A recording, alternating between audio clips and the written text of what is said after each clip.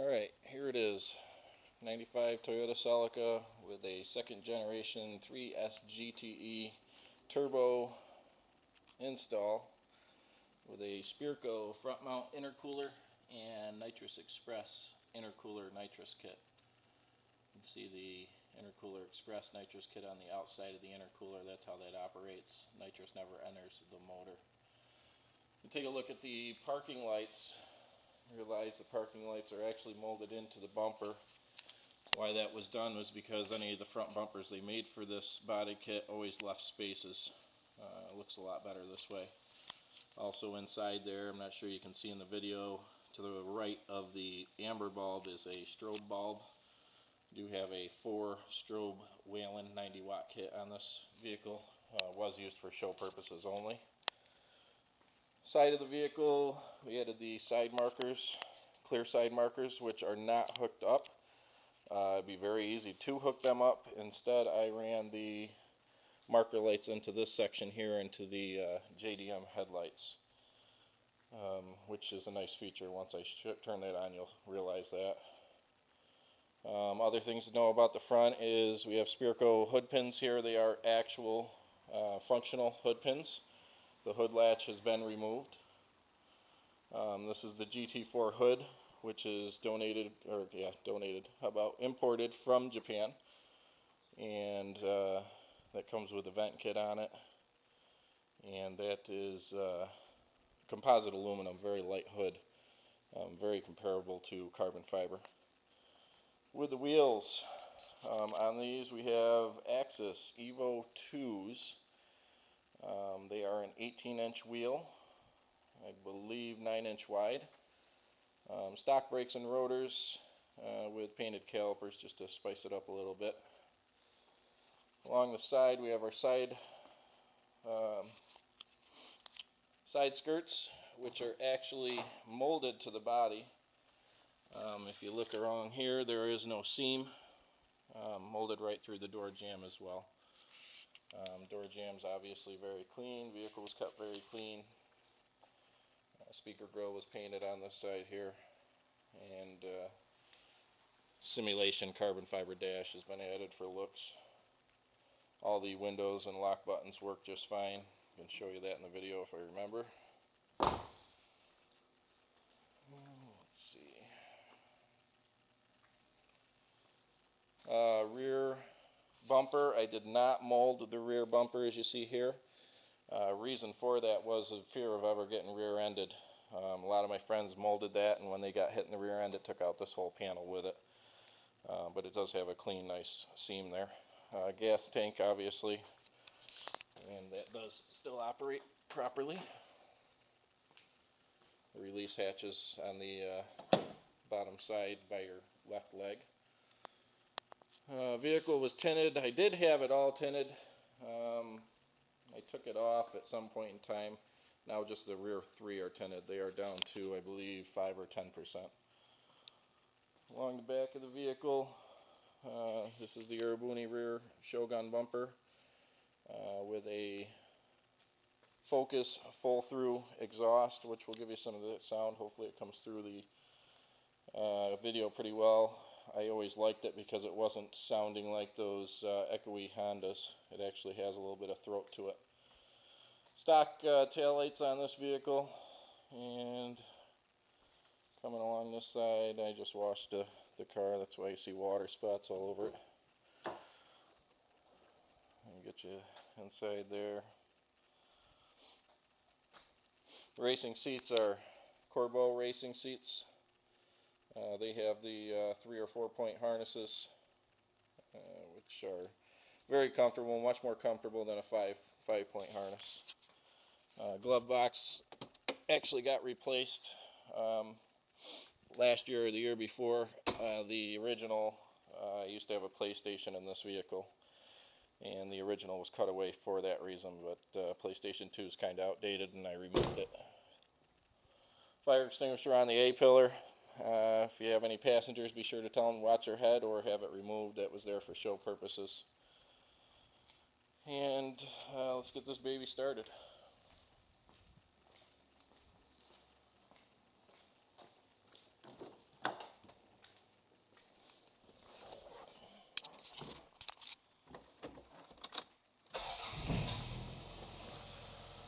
Starts up nice and easy.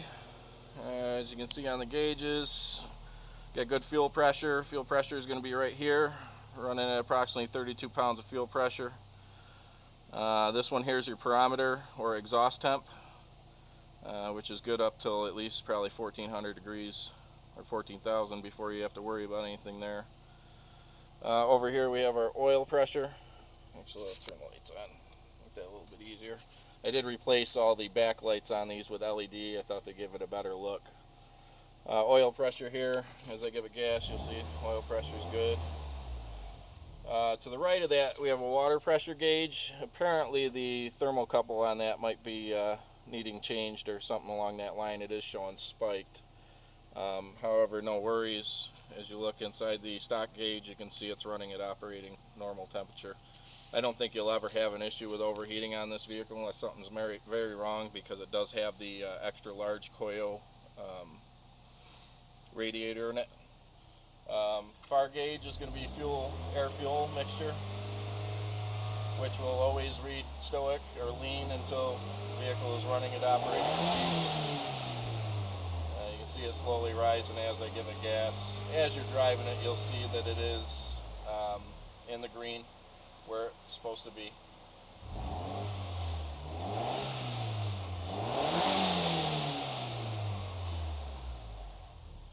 So everything operates good on that. Along the A-pillar, we have your boost gauge and nitrous gauge. Once again, the nitrous gauge was never run the line to, which would be very easy. I can point you back here. This is where your two tanks are coming in. Down here I have another Y that'll be coming with the vehicle. Just add that Y to that and run another line through the console and up the A-pillar to the gauge, and you'll be good with that. As far as boost goes, boost runs at stock pressure. I've never adjusted it. It is running approximately 8 or 9 pounds. I'm not sure if I can get that out of it in idle, but we'll try it. Okay. You're not even going to see it in idle. In operation, when you get into the boost, you're going to see it goes up to 8 or 9 pounds and no further. So you know, per the forums, I'm not sure how much you've read up on them, but they say you can run them up to 12 or 14 pounds of PSI on a stock head. Which this is a stock head. There has been no internals done to this other than being reshaved and cleaned out and valve reseated. Across the front, let's see, seatbelt light always stays on. That's because the stock seatbelts have been removed and the Corbeau harness is put in. Other than that, all the gauges, the fuel gauge works for low fuel and so on and so forth. Cruise control has been removed from the vehicle. You do see that in here. It was removed due to the engine swap. Did not come with cruise control. A little bit look at the pedals there. Those are the Razzo carbon fiber pedals that are attached. Probably could use a set of floor mats in here.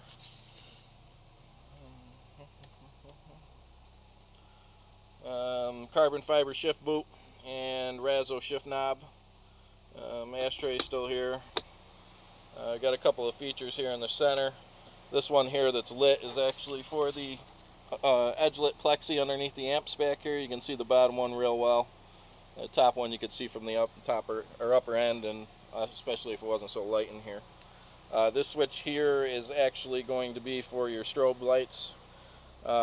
This switch here is actually unhooked. What it was is there used to be a power converter in here to run the PlayStation, which all the wires are still run back there for that if you ever want to add that again. And this switch here is actually for the external antenna for the radio, which is not hooked up. Never used the radio in this car. It was always running off a CD or something other. We'll talk a little bit about the radio. It is an Alpine touchscreen in-dash 7-inch flip-out with full DVD features. You can also add GPS and whatever you might want to it. Give you an idea of how it closes up.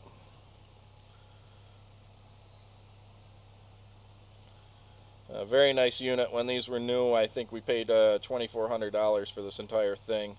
One thing that had to be done for this to be added was the brain for it's a very large brain, so all the wires from the back of the radio had to be run all the way down this side, and they actually sit the brain underneath this back here. So that's where the brain is, and this is where the unit is. No remote for this unit. I never did order it. I'm sure you could for small cost these days.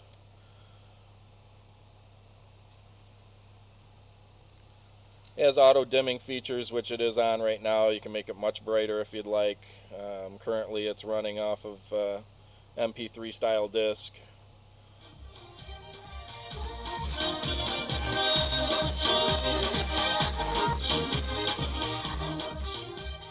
Very good sounding sound system, I think. One thing you do want to remember is if you ever unplug the battery from the vehicle, when you go to play the stereo again, go into system audio mode and turn the speakers all the way to the front. Reason for that is the two rear speakers for some reason cause the amplifier to cut out or trip for some reason. I'm not sure if there's a wiring issue there, but this is where it's always run perfect, was all the way to the front, and these are 8-inch speakers up front, which the sound is fine with. I just never utilize the center two speakers in the back. There's a lot of things with this deck. I'm not sure how familiar you are with Alpine, but this thing can be set up as to making sure that the sounds are right, even from distances from the driver's head and so on and so forth. We'll talk about the moonroof here, which I'm sure you've seen if you're familiar with Celicas. You have your sunshade there. You also have your full moonroof, which operates just fine. Stops halfway. It's a safety feature, so you don't pinch your fingers in there, and you can also tilt it up like a normal sunroof.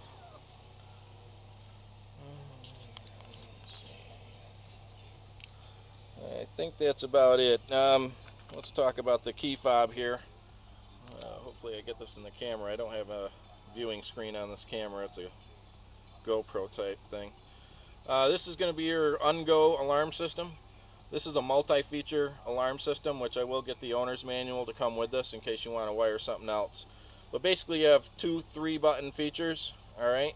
And every time you switch, that's green, that's orange, that's red. Every time you switch to those colors, those buttons become different features.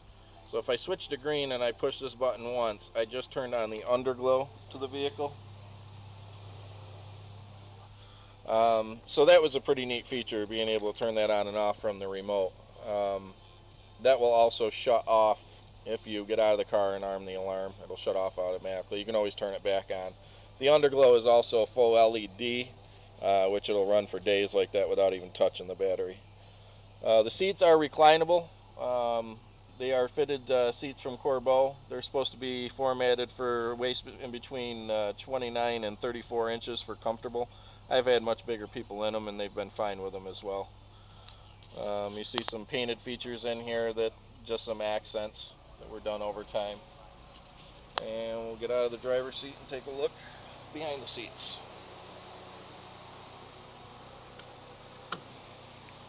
Alright, beside the seats we have 2 5-pound Nitrous Express bottles mounted.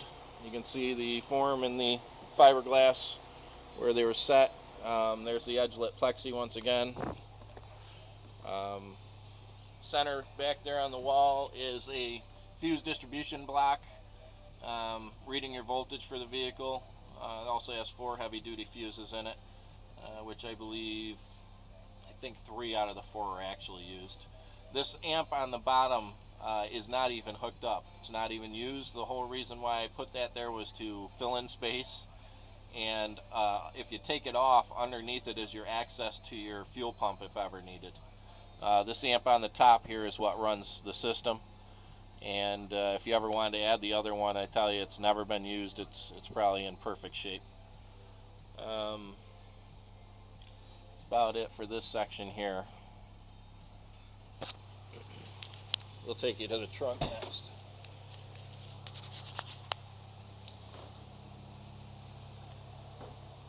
Alright, this was all hand fabbed. This is completely hand done by myself and somebody else who I know that owns an audio shop.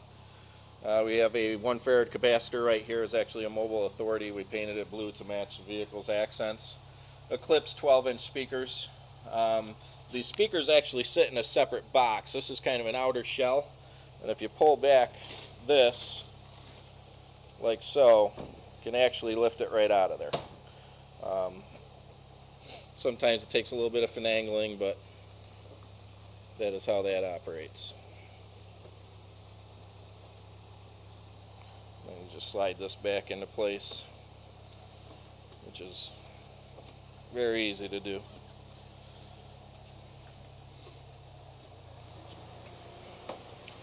This on this side here is actually an old amplifier. It's no longer hooked up. It wasn't taken out because I didn't know what to do to fill the hole there, but that is a US Amps Merlin series. It was a 5-channel amplifier, which is no good, but we left it there to, and once again, I just washed the car, now the trunk's dripping on here, but you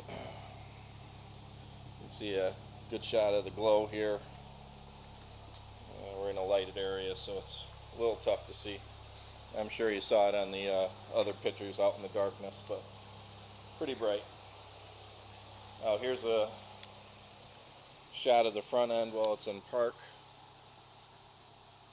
You see the side marker lights I was talking about before. These are the LED side marker lights, and this would be your projection, obviously your high beam here, which will go ahead and light up the headlights for you as well.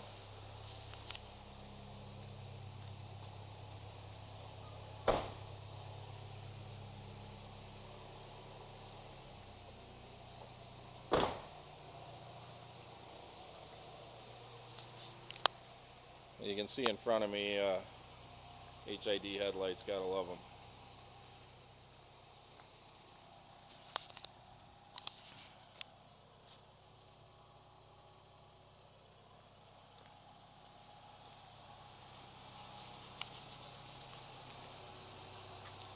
And we'll give you a shot of the stock high beams on with it. Stock high beams are actually just the halogen bulbs. They never did the conversion on it, although you could always add it. But that's what it looks like from the front with everything lit up.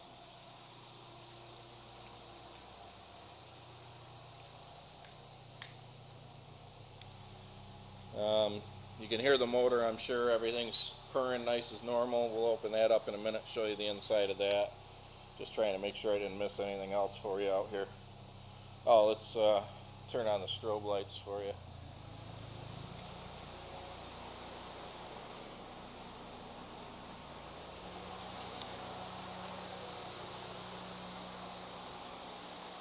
There's your strobe lights from the front end. They go into a pattern, they swap out on their own. And here they are from the rear.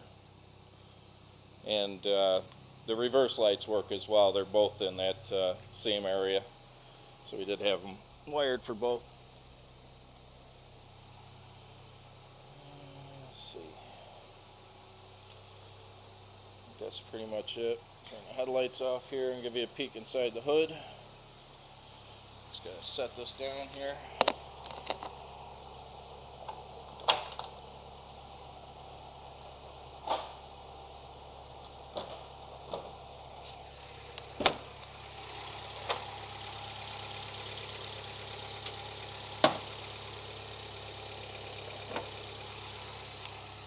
Alright, here's your 3 GST or 3S GTE, second generation.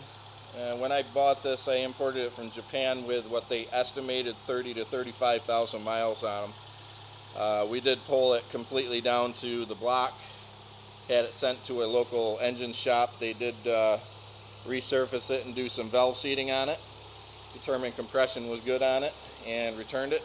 As I told you, Top Shelf Racing did the full harness on it, which was nice. If you're ever digging around in here, you're probably going to find labels on whatever things might be. He labeled them pretty good if they've held up. You got your speaker on your alarm system here, your super sequential turbo blow-off valve there, that's HKS, which I absolutely love the sound of. Probably get a couple of revs out of it.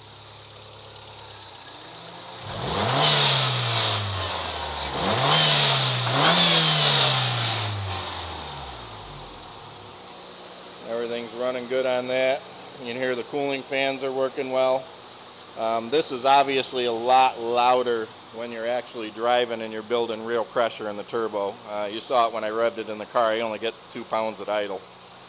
But as you're driving the car, obviously you build a lot better pressure, and it makes one heck of a squeak. I love it. It makes everybody look. On top here, I added a TRD ground wire block. Just made it more efficient. The engine's grounded in multiple points. It's supposed to make it run a lot better.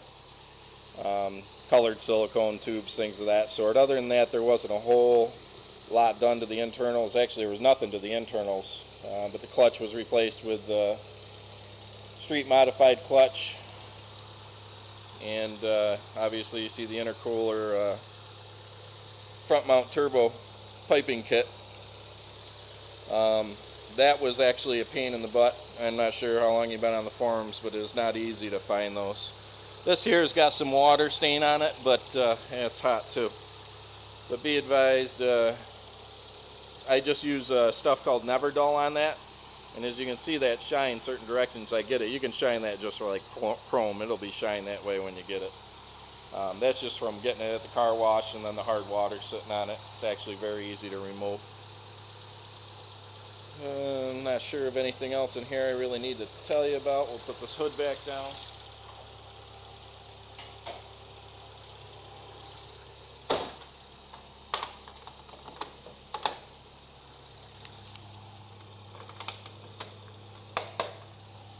A little bit of view of what this vent does. I'll kind of explain this hood to you actually if you're not familiar with it.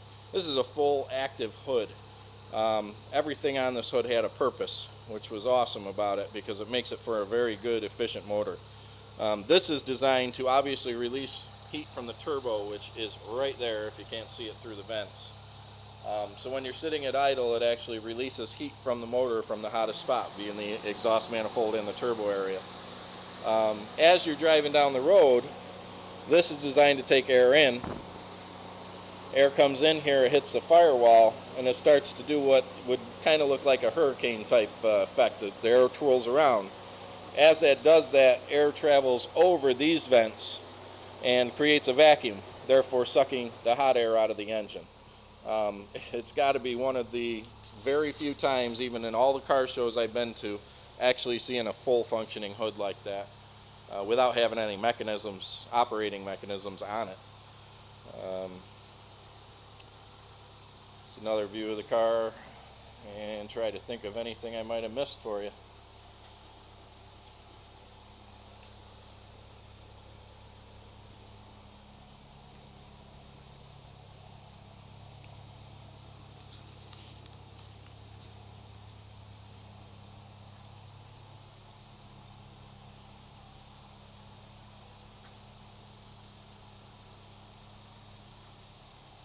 We can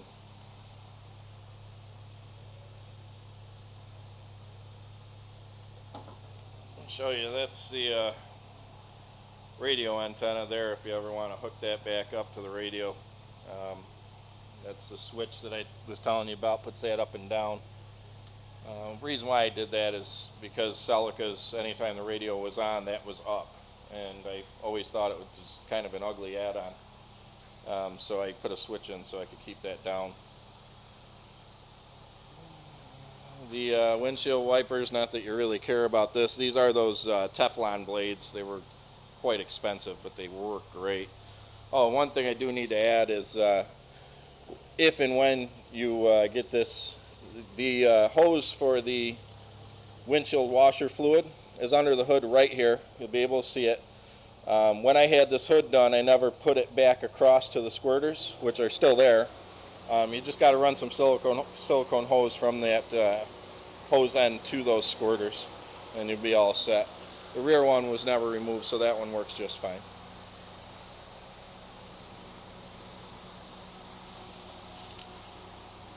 I think you get a good idea of what you got. I mean, obviously there's some small minor wear and tear, but you look at her from here and she runs just good. And